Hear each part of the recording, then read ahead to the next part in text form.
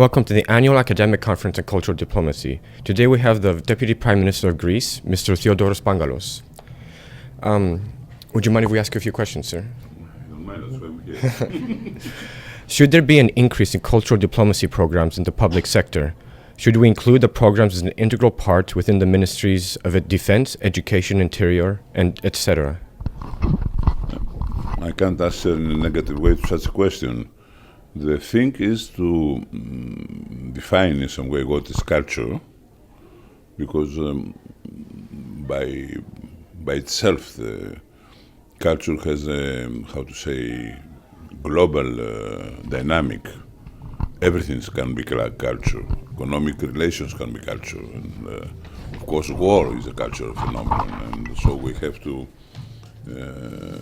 see what we call, what we think about when we speak about culture. Do we speak about the kind of objects that are usually treated by cultural ministers or cultural institutions, or do we speak generally? If we speak in a very general way, we lose totally the limits of the subject. So I think if you give to what you propose the definition of an effort to make it possible for people of the national, different nations of Europe and farther to understand each other and appreciate the different cultures, some of which are not exactly identical to ours and sometimes also look strange to us, then this is a very positive campaign, and I think it should be helped and sustained. Cultural diplomacy is also relations between institutions, state institutions or private institutions, that exchange goods and services that make it possible for people to know and understand another nation's culture, another country's culture. So this can be also be something that I can imagine you cover with your proposition. Thank you. First of all, Yassas Kyrie Pangale. Tried to learn a little bit of Greek. Should the private sector adapt to include cultural diplomacy programs into their corporate social responsibility initiatives? I think yes. The private sector started after the 80s to discover that they have a social responsibility. Why do I say that? Because before the 80s, in the most advanced countries like the United States of America, the big corporations were related with the state that was planifying the economy and the unions. And so these three poles of development, if you know, the state, the corporations and the unions, in some way had to find equilibria, and they could not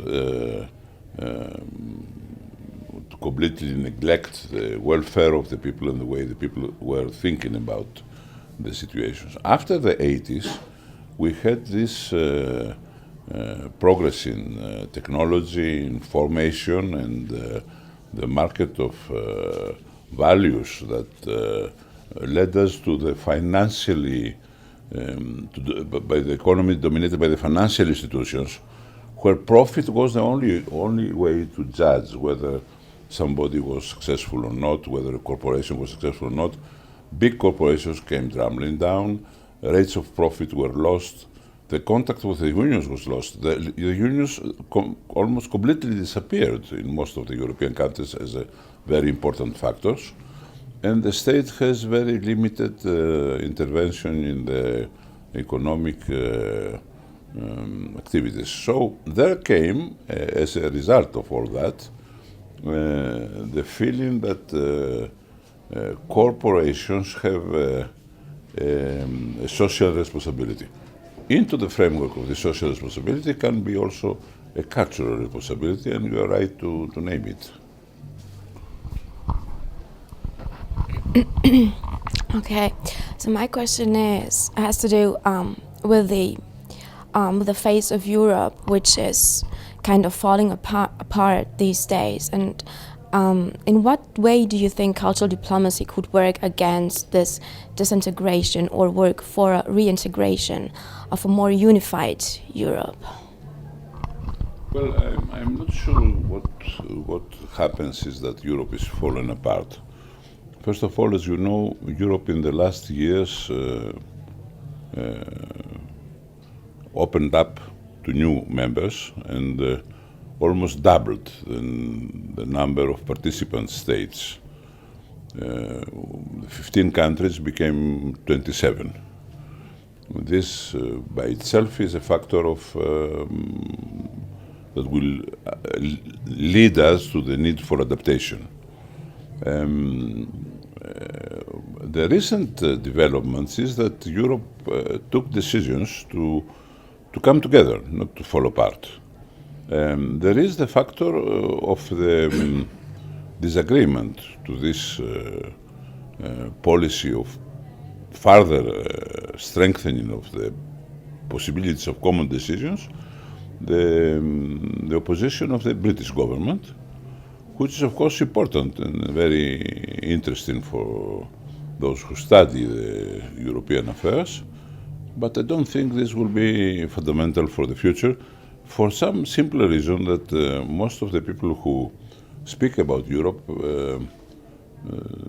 don't have in mind or they simply don't remember. Britain has always been against European integration beyond a certain limit. They are in for the common market, they are in for some aspects of the common agricultural policy, and that's it. So they want to maintain their independent financial system with the city as a hard core. Mr. Cameron said that very clearly. He said it's against our interests, and by interests means mainly the city and its worldwide influence. And also they are against political integration. But for other people in Europe who are equally, if you want, motivated or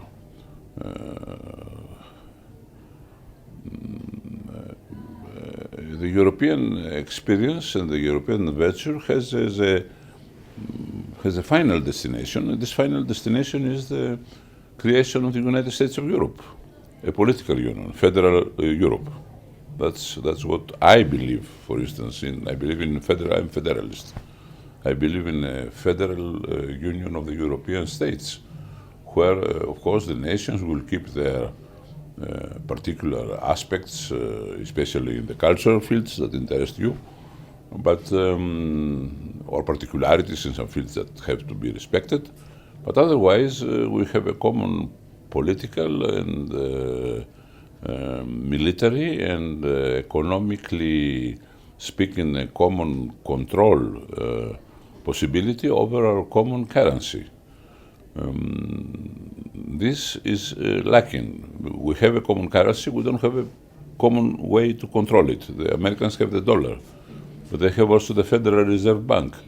The European Bank is not a real bank, it's not a real central bank as was before. The Bank of Germany, the Bank of Greece or France and so on, with its national currency in its particular case. So we have to create a central reserve bank that will have possibility to dictate the ways to proceed in the economic matters. Mr. Pangalos. I'm sorry to give you this.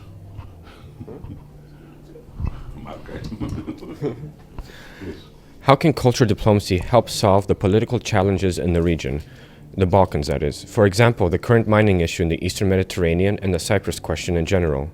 What about the dispute over the name of the former Yugoslav Republic of Macedonia? Well, the dispute over the name is something that can be solved, I think, a very easy way. I have not changed my views for now more than 20 years. From the beginning I say that from our side, we could not ask for these people in Skopje to have a name that doesn't include some reference to Macedonia, because they have to be called the way they feel about it. But in the same time, there had to be a distinctive sign, geographical sign, that makes them how to say, distinguished from the Greek Macedonians. So the answer is very simple. Macedonia Republic of Skopje, or North Macedonia Republic, or Upper Macedonian Republic, something that will say that the majority of the Macedonian territory and the majority of the Macedonian population, which is in Greece, does not to have to be confused. Now, about the statue of Alexander the Great in the main square of Skopje, well, I look at this with sympathy, because anybody can do that. I mean, there is an Alexandria in the United States, there is Athens in the United States, Sparta in the United States, and one of the most famous footballers in Brazil was called Socrates, and one of the main teams is called the Corinthians. We have a culture that belongs to the world. So if they want to have Alexander the Great in their main square, why not? And after all, these people, the people in this area, have not been separated by national borders all their time in the past.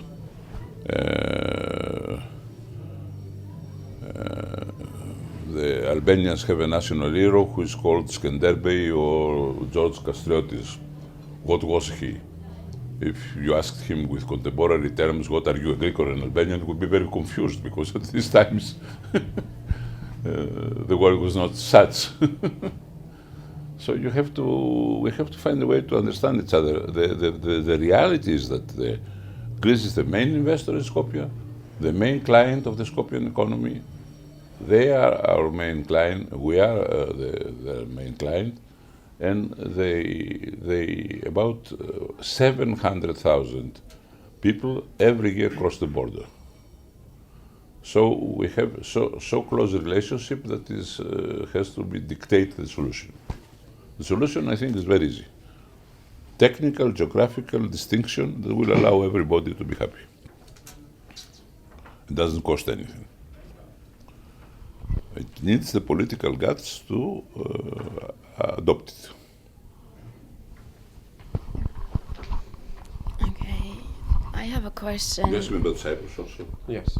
You asked me about Cyprus also. Well, Cyprus, you know, has been the main issue between Greece and Turkey for a very long period, and has matured to the point that I think a solution is possible. Neither Turkey nor Greece has to dictate a solution to the people of the island. They have their leaderships meet. I was one of the few Greeks that supported the Annan plan. I think I was one of the most popular Greek politicians in Cyprus, because I'm the man who made the plans and organized the campaign that brought them in the European Union without the solution of the political problem of the island. I lost some of this credibility and popularity after supporting the Annan plan, but I don't regret it. I think it was the time where they had to vote for a solution that could present many difficulties and deficiencies, but this would be corrected on the way. So I think on the basis of what is possible, we must, the leadership of the two communities of the island have to find a solution. The president of the Cyprus Republic and the leader of the Turkish community, Mr. Eroglu, know each other very well. They talk to each other. They have to find a solution in the framework of the United Nations approach.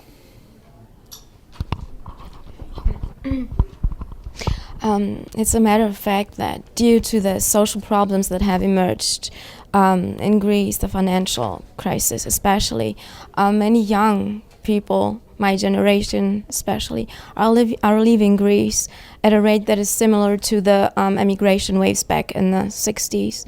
So my question is, what should the unity government do to keep these people back in Greece, or even bring them back to Greece? Well, I have to disappoint you, because this is a very wonderful myth that has been promoted by the left-wing parties in Greece. The rate of immigration, if we judge the numbers of people leaving Greece and the people coming in Greece and having the Greek nationality, because we can't include the tourists, of course, has not changed in the last 5 years. So there is not such phenomenon. There is not, absolutely not, it's a mistake, it's a lie, that the young Greeks run away from the country. It's absolutely, it's totally false red propaganda. In the shameless propaganda that only the communists can express in such a systematic way. Now, what we have in Greece is the 47,000 that study abroad. We are the third community in the world, after the Chinese and the Indians, that have the biggest number of students abroad. Why is it so? Because the Greek university is in a mess. It has been totally destroyed by totalitarian minorities, extreme leftists, who occupy actually the Greek university militarily and don't allow other opinions to be expressed freely, treat badly their professors and their fellow students. It's a terrorist situation. I cannot speak in the Greek university like I speak to you today. It's impossible. And many people like me, and like me. I read in some newspaper that in a Belgian university there was a pedophile congress where the pedophiles came and expressed their point of view. I find it's monstrous. But it shows what academic asylum means. It means that anybody can say anything without a consequence whatever. The Greek university is the university in the 21st century, where you are not a Leninist or some kind of Leninist, you cannot express yourselves. So this destroyed the Greek university, and there is a runaway of Greek brains, Greek talents, Greek youth, because they can't study in the country. I don't mean that everybody has to study in the country, stay in the country all his life and not try other experiences and so on.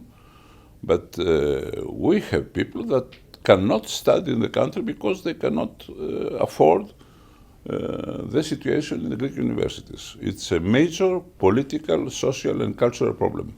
The liberation of the Greek university from the for the forces of red totalitarianism.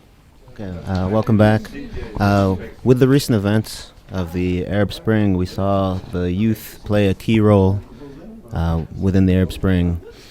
As we see in Greece, a current crisis and kind of separation between generation gaps, how would you advise the youth to address themselves, to have their voices heard? I think there are two distinctions to make.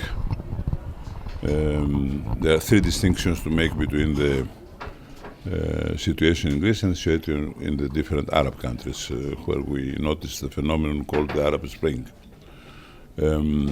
First of all, was that these countries had authoritarian regimes. This is not the case of Greece. The problem of Greece is too much liberty, not the lack of liberty. I don't advocate less liberty, I advocate more discipline. So the second thing is there is no generation gap in the way there is in the Arab countries, because you are very young societies. The majority of the population in most Arab countries is young because the rate of growth of the population is so high. In Greece, for several years, for several decades, we have a low of growth of the population that is inferior to 1.5%, which is less than the reproductive rate of growth. That means that the Greek population is aging. 1/5 of the population in most Arab countries is below 16. 1/5 of the population in Greece is over 65. So it's exactly the contrary problem we have in Greece from one you have in the Arab countries, how to have a younger population. And the third thing is that although there is a problem in the conditions of life and the level of life and the employment in Greece, it cannot be compared with the existing situation in the Arab countries, especially with the situation such as in Egypt, for instance. It can't be compared in any way. Greece, with all its problems, is still the 27th strongest economy in the world.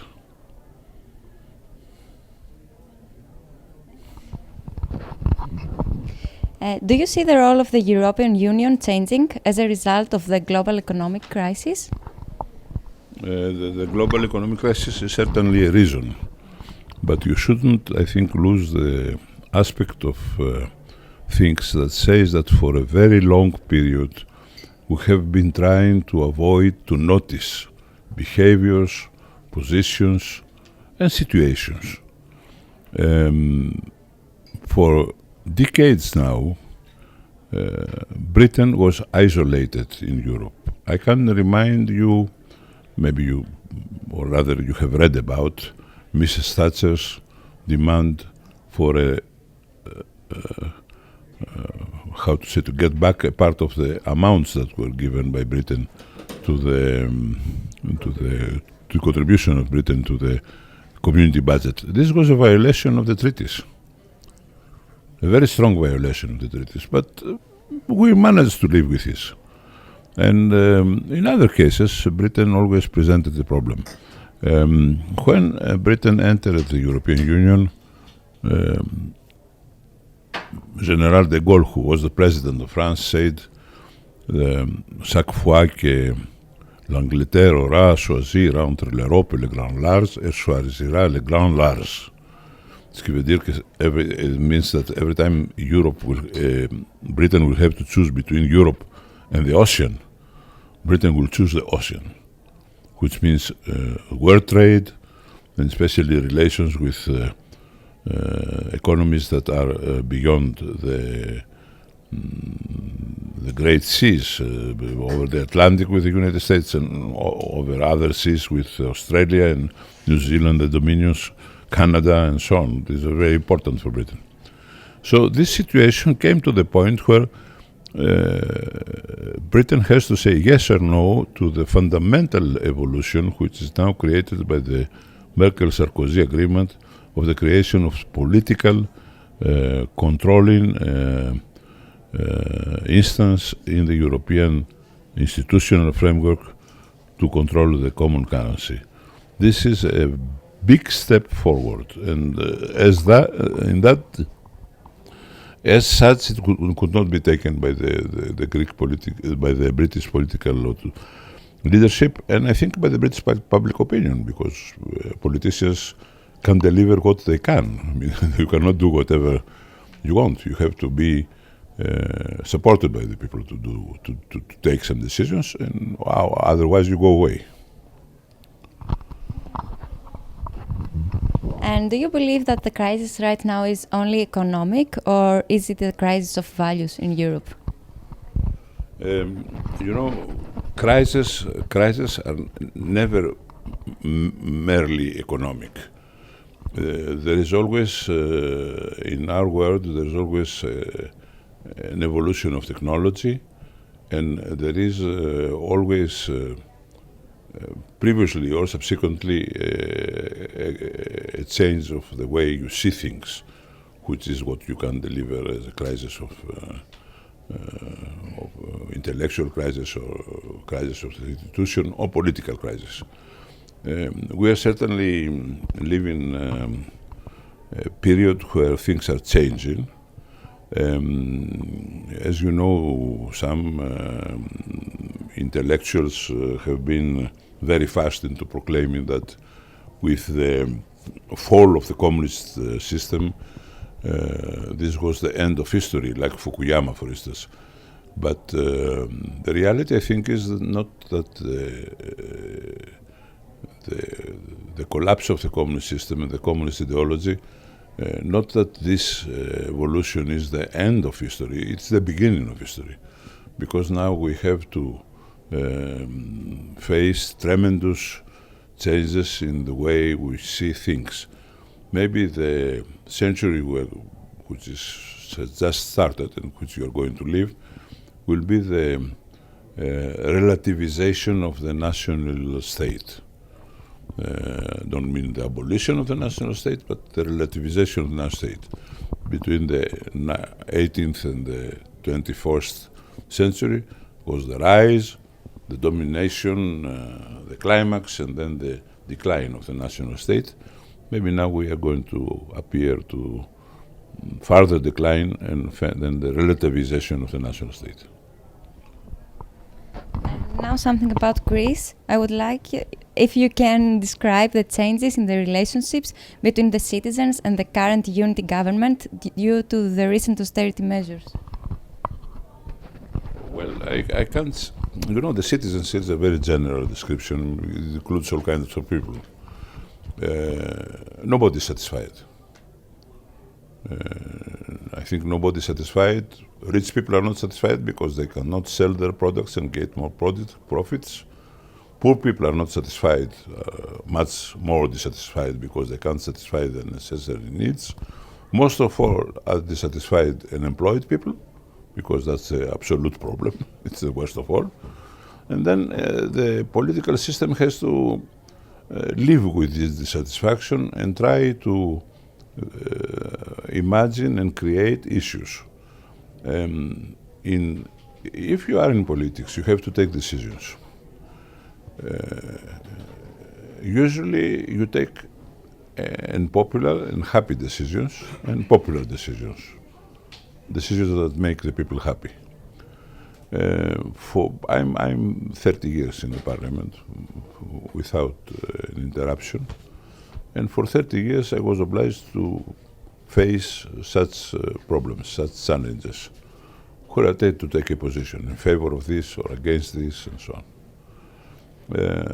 I will tell you simply that this is one of the worst periods in my life, because, not because I'm a member of government. If I was not a member of government, it would be the same. Because the decisions I have to take, the positions I have to take, are disagreeable